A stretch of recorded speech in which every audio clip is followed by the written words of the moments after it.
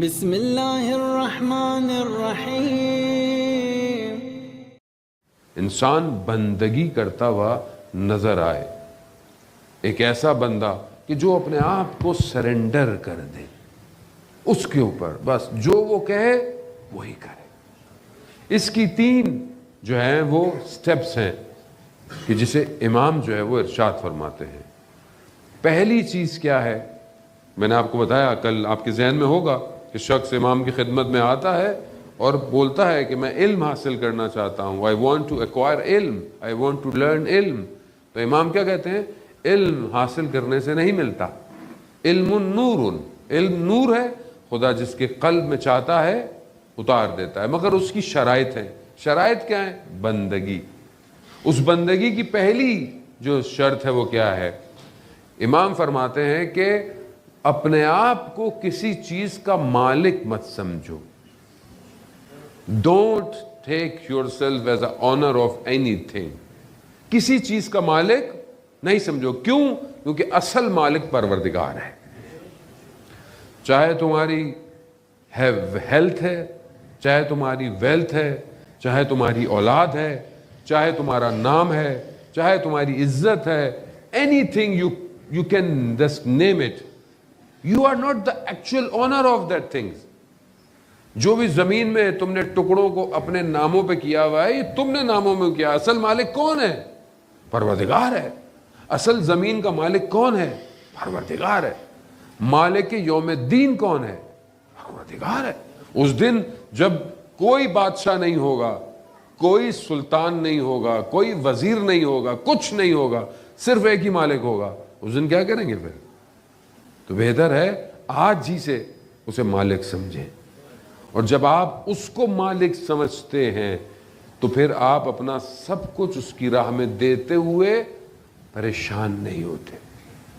جب وہ مالک ہے تو کوئی مسئلہ نہیں ہے، اسی کا مال ہے، اس نے دیا ہے، لے لیا۔ مومن کی نشانیوں میں سے ہے کہ جب اسے کچھ ملتا ہے تو وہ بہت خوش نہیں ہوتا، اور جب کوئی اس سے چھن جاتا ہے تو وہ غم زدہ نہیں۔ It's quality of a moment۔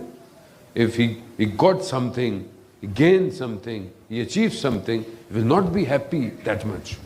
And if he lose something, he will not be in grief.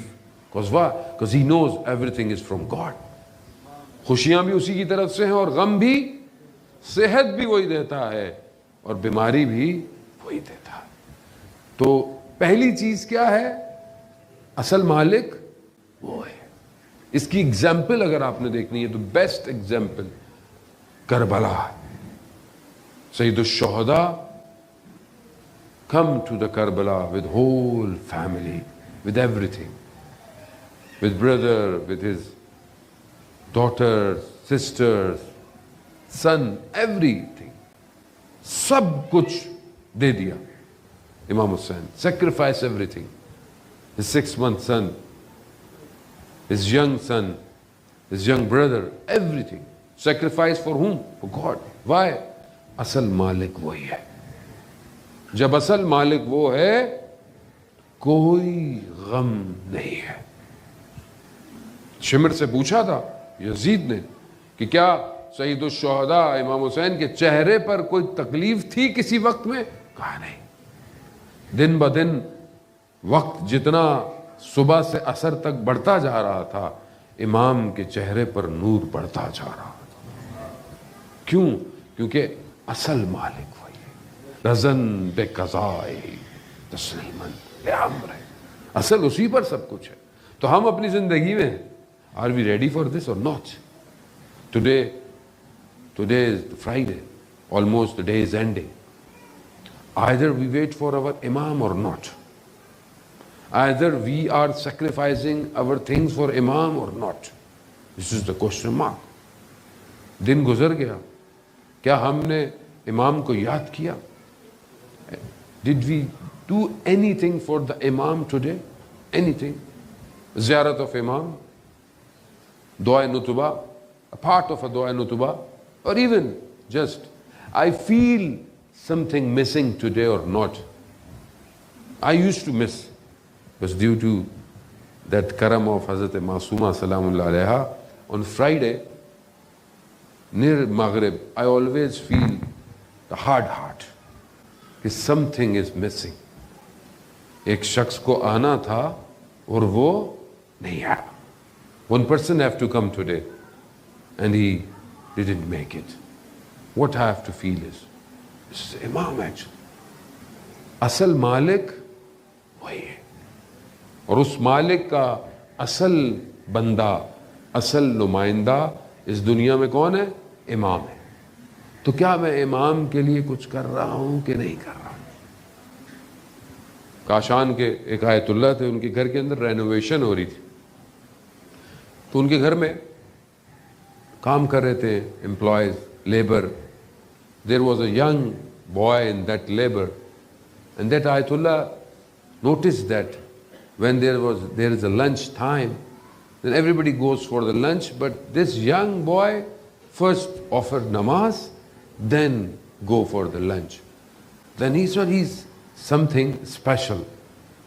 One day he gave him the ladder, the rented ladder to give back, but he came late. Then that Maulana asked him, why you were late? So it was not that far away that you have to take that ladder and give to the shop. He said actually the ladder was big and the street was very narrow, and the walls of the street was not mine. It's their, the people having house, is the part of their house. If I got scratched on that walls, how can I pay back? Then I have to take care, therefore it takes time to take that ladders from that street. Then this Ayatollah realized that he's not the normal guy. First question he asked, did you met Imam Zaman or not? He said, yes, I met Imam Zaman. So, اگر ہم اپنی زندگی میں اتنا احتیاط کریں کہ کسی کا حق نہ کھائیں, یعنی وہ سیڑھی نہیں لے کے جا رہا کہ کہیں دیوار پہ اسکریچ نہ آ جائے, کیوں؟ دیوار لوگوں کا حق ہے. تو اگر انسان اپنی زندگی میں لوگوں کا حق کھا رہا ہو, لوگوں پہ ظلم کر رہا ہو کسی بھی طریقے سے, تو آپ کیا سمجھتے ہیں کہ وہ اپنے امام تک پہنچے گا یا نہیں پہنچے؟ نہیں پہنچے. تو ہم اپنی زندگی میں خود دیکھیں کہ ہم اپنی زندگی میں خدا نہ خواستہ بہت سارے حقوق ہیں جو ہمیں پتہ بھی نہیں ہوتا. ہم بعض اوقات لوگوں کے حقوق پر پامال کر دیتے ہیں, گفتگو میں, نگاہوں میں, مگر اسلام کتنا ہمیں ان ساری چیزوں کی طرف مجبور. The second thing جو امام ارشاد فرماتے ہیں فور بندگی, وہ کیا ہے کہ اصل مدبر پروردگار ہے, اصل پلانر پروردگار ہے, تم پلانر نہیں. اس لیے لمبی لمبی آرزویں, don't make the desires, because he is the best planner actually. تو ہم اپنی زندگی میں دیکھیں, کیا اس کا مطلب یہ نہیں کہ آپ اپنی زندگی میں اپنے ایجوکیشن, اپنی بزنس, اس کی پلاننگ نہ کریں, نو, مگر ڈیزائر, انلمیٹڈ ڈیزائر. اور اگر آپ اس کو پلانر سمجھتے ہیں تو جو بھی آپ محنت کریں اس کے بعد اس پہ چھوڑ دیں, because he knows the best actually. Sometimes we realize that person died early. We think it's early. It's not early. It was the plan of the God actually. He knows the best.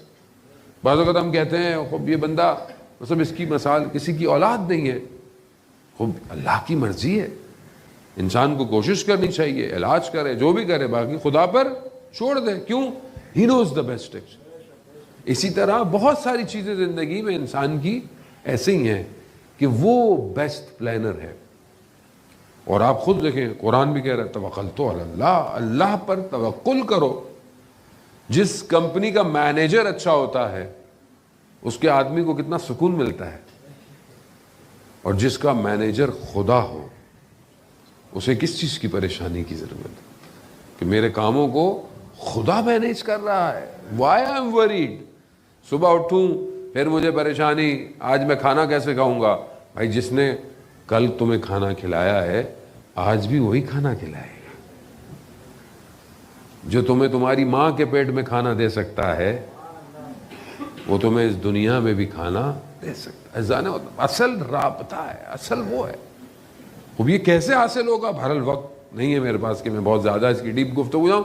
تیسری اور آخری چیز امام ارشاد فرماتے ہیں کہ خدا نے واجب کا حکم دیا ہے، یعنی واجبات کو ادا کرو اور حرام کو ترک کر دو. few things are ordered from in Islam, you have to obey, and few things you have to leave, and this is simple. تو امام فرماتے ہیں اگر تم یہ 3 چیزیں 3 qualities if you have تو پھر تم تقوی کے first level per, and this is the first level of taqwa, this is not ورا. تو انسان بہرحال اپنے اندر اس تقوی کو پیدا کرے. زان محترم، زندگی بہت تھوڑی سی ہے اور آج نہیں تو کل ختم ہو. آج ہم کسی کی اصال ثواب کی مجلس پڑھ رہے ہیں، کل ہمارے اصال ثواب کی بھی مجلس پڑھی جائے گی. nobody knows. تو جتنا وقت ہے اس کو بہتر گزار لیں. درود بھیج دیں محمد و آل محمد.